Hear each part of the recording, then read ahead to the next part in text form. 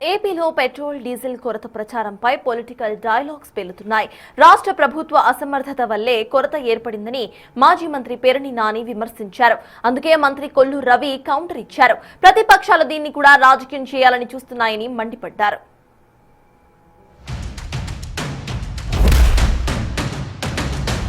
ఈ పెట్రోల్ అగచాట్ల మాటున పేద మధ్యతరగతి వర్గాల బతుకులు నలిగిపోతున్నాయి అనేది, భోజనానికి ఇబ్బంది పడే పరిస్థితులు అనేది నారా చంద్రబాబు నాయుడు గారికి, పవన్ కళ్యాణ్ గారికి లేదా లోకేష్ నాయుడు గారికి, ముగ్గురికి కూడా స్పృహ లేకపోవటం ఎంత దురదృష్టం. ఇది మొక్కుబడి చర్యగా నిన్న సివిల్ సప్లైస్ అధికారులతో నారా చంద్రబాబు నాయుడు గారు రివ్యూ పెట్టారు.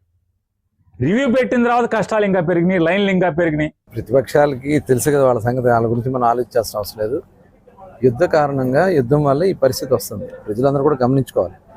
యుద్ధం కన్నా ముందు కూడా ఏంటంటే ప్రజలకి భయం ఏంటంటే పెట్రోల్ డీజిల్ దొరకదని చెప్పి ప్యానిక్లోకి వెళ్ళిపోయి, ఆ ప్యానిక్లో ఏ రకంగా కోవిడ్ టైంలో అయితే ప్యానిక్లోకి వెళ్ళిపోయారో ఆ రకంగా ప్యానిక్లోకి వెళ్ళిపోయి స్టోరేజ్ చేసుకోవడం వల్ల యూసేజ్ పెరిగింది.